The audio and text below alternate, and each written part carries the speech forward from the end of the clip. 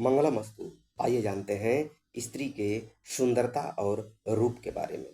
ऐसे तो रूप और सुंदरता के बारे में वर्णन करना बहुत ही कठिन है, लेकिन फिर भी हम जन्म कुंडली के आधार पर जातक या जातिका चाहे कहीं भी हो, उसको देख करके उसके रूप और उसके रंग के बारे में पता लगा सकते हैं। अगर सूर्य, चंद्रमा, बुध, गुरु या शुक्र इनमें किसी का भी संबंध यदि लग्नेश से हो या लग्नेश सिंह, कर्क, मिथुन, कन्या, धनु, मीन, वृष और तुला राशि में से किसी भी एक में स्थित हो तो हम स्त्री के सुंदर होने का अनुमान लगा सकते हैं।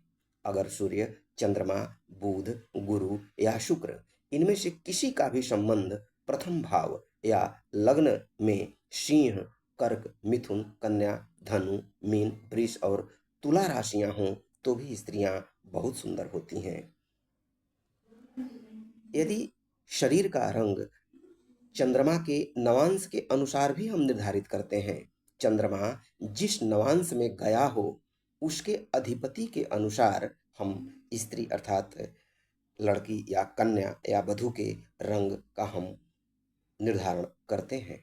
चंद्रमा यदि सूर्य के नवांश में हो तो स्त्री का रंग श्याम वर्ण के अनुसार होगा।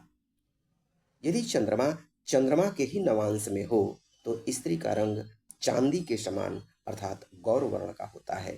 यदि चंद्रमा मंगल के नवांश में हो तो वधू अर्थात स्त्री का रंग रक्त अर्थात लाल रंग का होता है। उसकी जो गोराई है वह लाल रंग की होती है। यदि चंद्रमा बुध के नवांश में हो तो स्त्री का रंग श्याम वर्ण का होगा। यदि चंद्रमा बृहस्पति के नवांश में हो तो कांचन युक्त अर्थात स्वर्ण के समान चित्ताकर्षक रंग होगा। और यदि चंद्रमा शुक्र के नवांश में होने पर स्त्री का वर्ण श्याम वर्ण का होता है और बहुत ही चित्ताकर्षक होता है। कभी कभी हम रजत के समान सुंदर भी देखते हैं।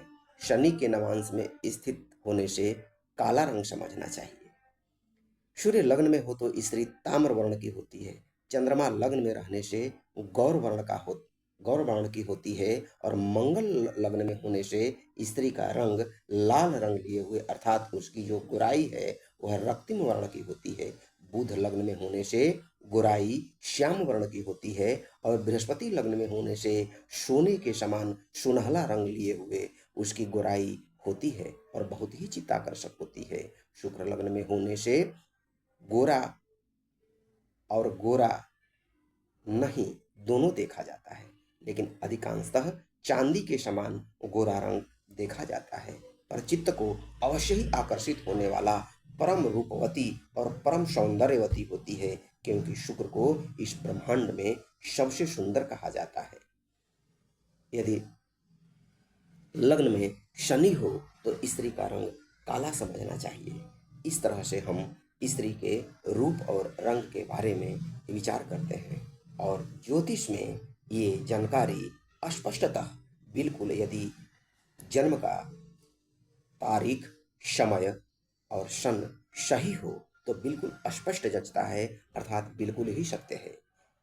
आइए आज इतना ही। आगे ऐसे ही रोचक और ज्ञानवर्धक जानकारी लेकर हम उपस्थित होते रहेंगे और इसी तरह की जानकारी को प्राप्त करने के लिए हमारे चैनल को लाइक करें, सब्सक्राइब करें। तब तक के लिए नारायण श्री हरि।